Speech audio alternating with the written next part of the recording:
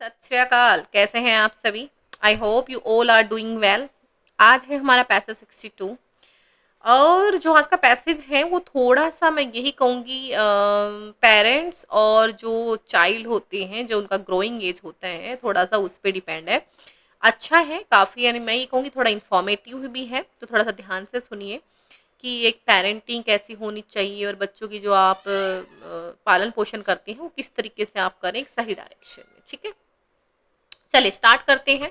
English to Hindi में हम थोड़ा ट्रांसलेट करते हुए चलेंगे ताकि आप पैसेज को अच्छे से समझ पाएं एंड क्वेश्चंस के आंसर भी दे पाएं, है ना। कहता था difficulty in the education of young infants. Infants का मतलब वो होता है जो छोटे बच्चे होते हैं उनको बोला जाता है।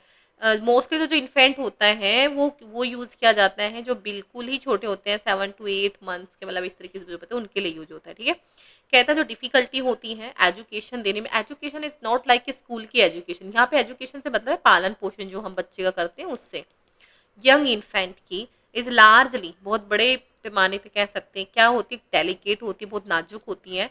एंड उसके लिए क्या जरूर होता है, एक बैलेंस, एक संतुलन रिक्वायर्ड होता है पेरेंट्स के लिए। ठीक है, कहते हैं कॉन्स्टेंट वॉचफुलनेस, मतलब आप क्या रहे, सतर्क रहे लगातार। एंड मच लेबर, और बहुत मेहनत कह सकते हैं, आर नीड, जरूरत होती है।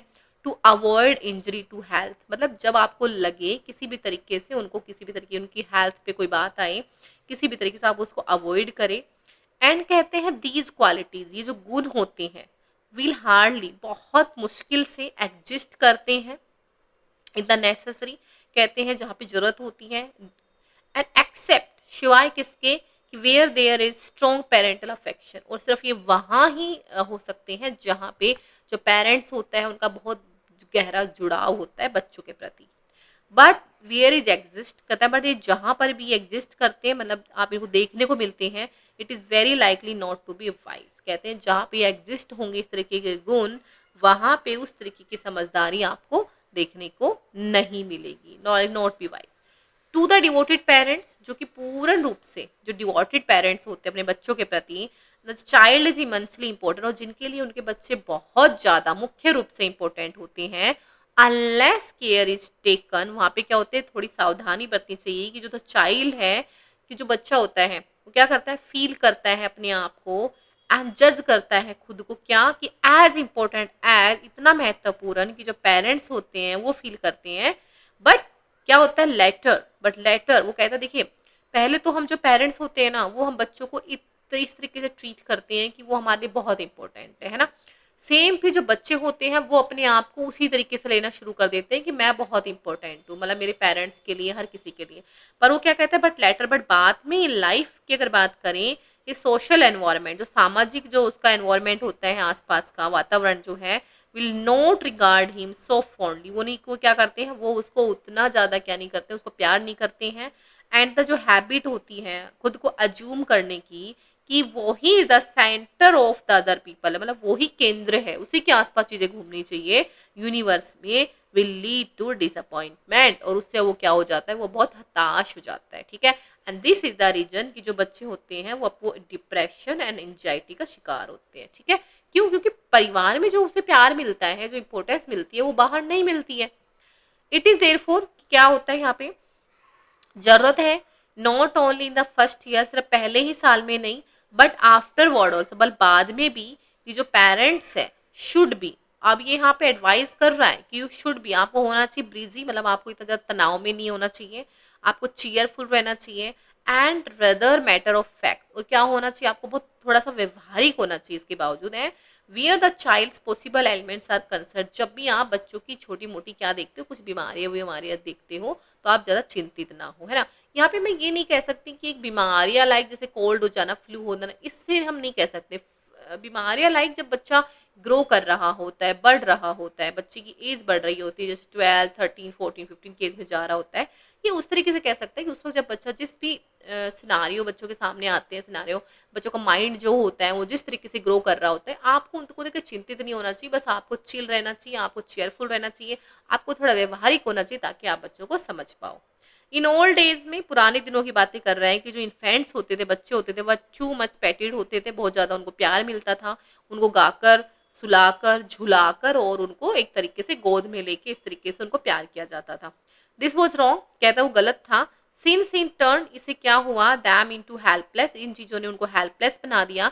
एंड पैम्पर्ड पैरासाइट बना दिया उनको। पैम्पर्ड पैरासाइट का मतलब है कि उनको ऐसा बना दिया कि वो अब दूसरों पे निर्भर हो गए हैं, है ना, इतना प्यार।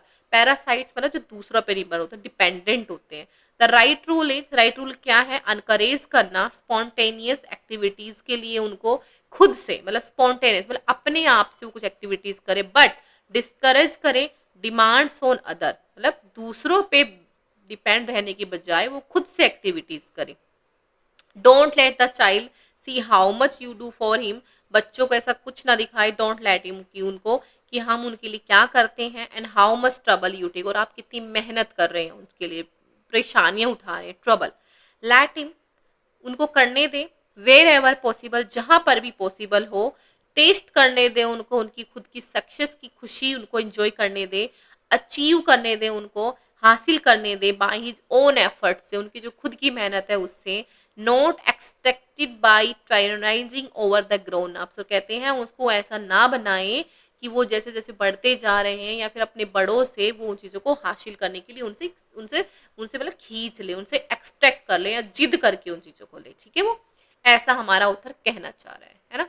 है ना इंटरेस्टिंग, मुझे आज का पैसे सच में बहुत इंटरेस्टिंग लगा उन पेरेंट्स के लिए और उन बच्चों के लिए जो आज इस एज में है। क्वेश्चन है हमारा कि delicate balance required in parents in sentence one refer to, delicate balance किसके लिए था, हमने क्या बताया था, एक ऐसा सावधानी पूर्वक चीजें करना चाहिए, तो इसमें से एक ही चीज है वो हमारा कॉशियसनेस, मतलब सावधान रहना। In the past the excessively fondled children became, अगर बहुत ज्यादा एक्सेसिवली फॉन्डल किया गया है, बहुत ज्यादा उसको पैम्पर किया गया है, बहुत प्यार दिया गया है, उसको नाजुक बना के रखा गया, तो बच्चा क्या हो जाता है, वो बच्चा क्या बन जाता है, वो बच्चा पैरासाइट बन जाता है। बिल्कुल क्लियर रही हमारे पैसेज में। For the possible elements of the child, the writer advise the parents to be, एक पॉसिबल एलिमेंट्स की बात करते हैं, जो राइटर हैं वो क्या पेरेंट्स को क्या एडवाइस दे रहे हैं, मैटर ऑफ फैक्ट होना, मतलब व्यवहारिक होना, व्यवहारिक होना। The author wishes the parents to let the child, बच्चे को कैसा करना चाहिए, उनको manage his own thing, yes manage his own thing करना चाहिए।